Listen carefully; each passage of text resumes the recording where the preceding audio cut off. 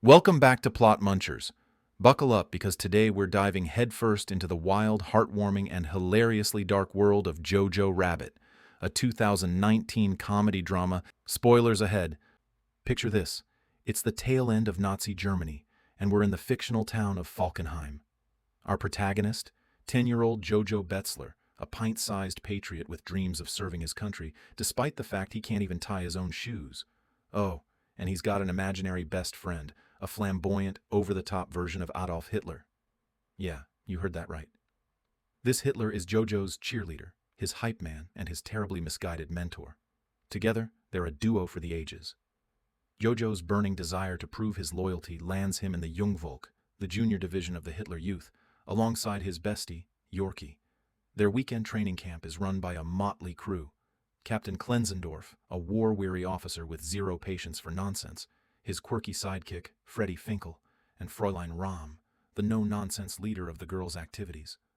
While the boys are out here throwing grenades, digging trenches, and practicing gas defense, the girls are learning how to bandage wounds and prep for motherhood. Jojo's a natural at burning books and spouting anti-Semitic propaganda, but when it comes to physical challenges, not so much. Case in point, when the older boys pressure him to kill a rabbit to prove his bravery, Jojo chickens out and tries to set the poor thing free. Cue the mocking nickname, Jojo Rabit.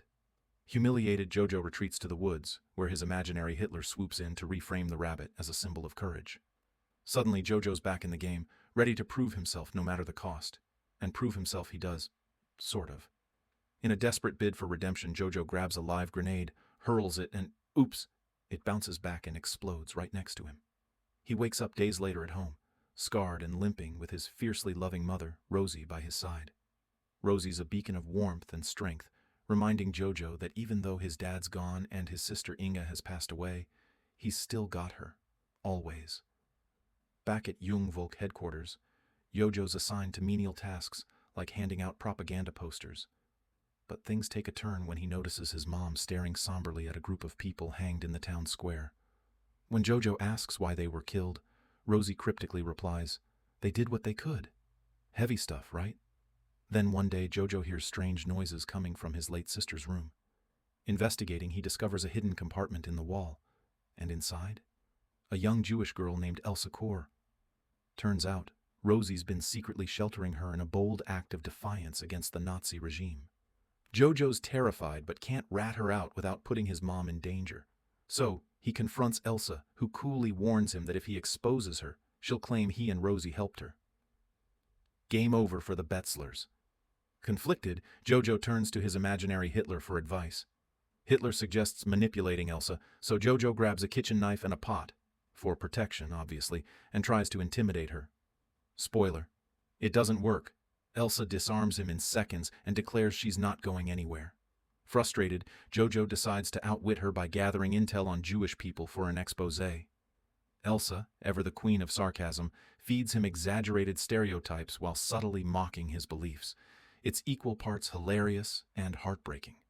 As Jojo and Elsa's interactions continue, something shifts. Elsa shares stories of her fiancé, Nathan, who's fighting for the resistance, and Jojo begins to see her as a person, not just a Jew. Meanwhile, Rosie's doing her best to keep things normal for Jojo, burning anti-Nazi pamphlets and celebrating Allied advances. But Jojo's still torn. His mom's actions clash with everything he's been taught.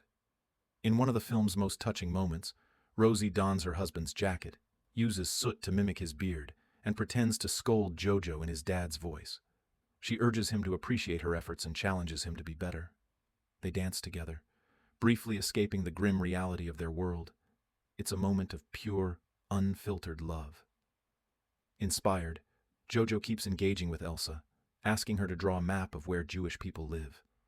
Elsa, ever the clever one, sketches a picture of Jojo's head and quips, "That's where we live." The walls between them start to crumble as Jojo begins questioning the propaganda he once swallowed whole. But Jojo's not done being a little jerk just yet. He writes a fake letter from Elsa's fiancé, Nathan, breaking up with her. He reads it aloud, and though Elsa doesn't fully buy it, the words sting. Seeing her pain, Jojo's guilt kicks in, and he quickly writes another letter, this time declaring Nathan's undying love. Elsa's touched, and she even asks for more letters from Nathan. It's a turning point for Jojo. He's starting to see the impact of his actions. Their connection deepens as they play a game, naming influential figures from their respective sides. Elsa wins hands down by dropping the ultimate mic. Jesus. Jojo's left speechless, and honestly, so are we. On another day, Jojo and his mother Rosie take a stroll along the riverbank. The sun glistens on the water, and Rosie's eyes sparkle with memories of a time when this very spot was alive with laughter, music, and dancing. She paints a vivid picture of couples twirling under the moonlight, their joy echoing through the night. But Jojo, his mind still clouded by the rigid ideals drilled into him, brushes off her nostalgia with a dismissive shrug. Rosie, ever the dreamer, sighs and shares her heartfelt belief that children should be climbing trees and playing games, not tangled in the web of politics.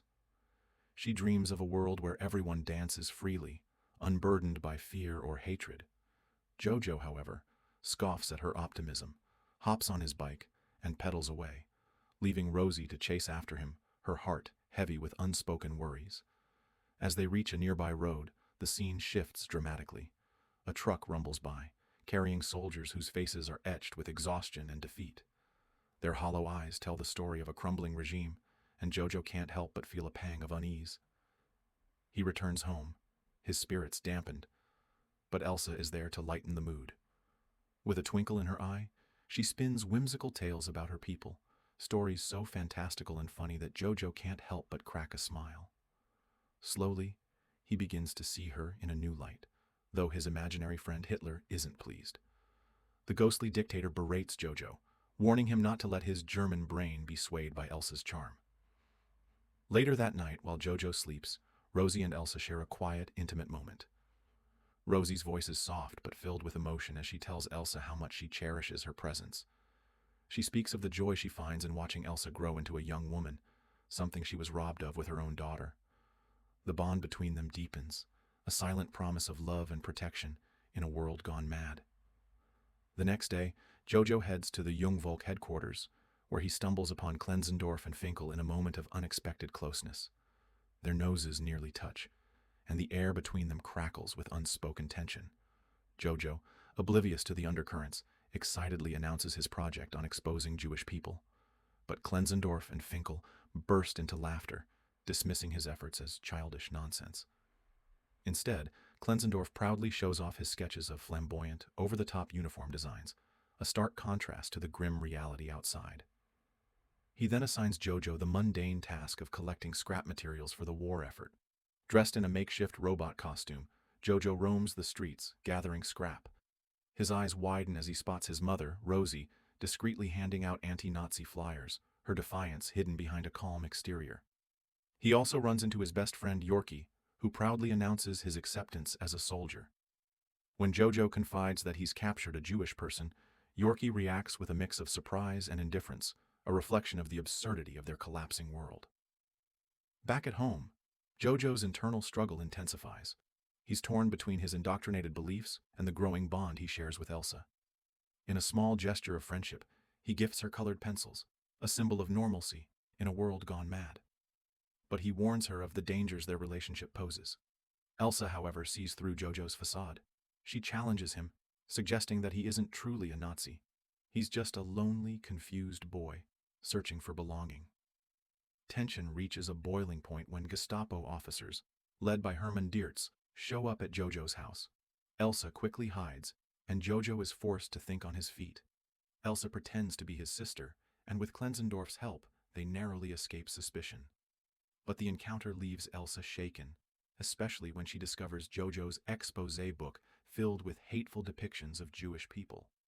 Despite this, Klenzendorf and Finkel let them go, hinting that Klenzendorf may have been secretly aiding them all along. The weight of guilt and grief crashes down on Jojo when he learns of his mother's death. In a moment of raw emotion, he lashes out at Elsa, blaming her for Rosie's death. But Elsa, with her quiet strength, helps him process his pain, with Jojo continuing to write fake letters from Nathan to keep Elsa hopeful. As the war rages on, Jojo encounters Yorkie again, now a soldier despite his young age. The desperation of the soldiers is palpable, and Jojo is paralyzed by fear, unable to fight. He takes refuge in an abandoned building as chaos erupts around him. Eventually, he witnesses the fall of the Nazi regime as Allied forces take control of the city. Mistaken for a Nazi soldier, Jojo is captured by Soviet forces, but Klenzendorf sacrifices himself to save him. Back at home, Jojo's internal struggle continues. He tries to shield Elsa from the grim reality by pretending Germany won the war.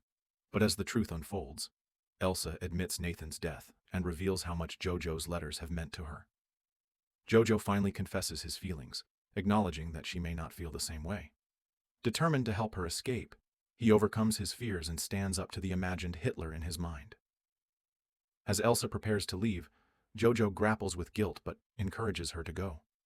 They share a moment of freedom, dancing in the streets to celebrate the end of their journey and the uncertain future ahead. It's a bittersweet farewell, a testament to the resilience of the human spirit in the face of unimaginable darkness.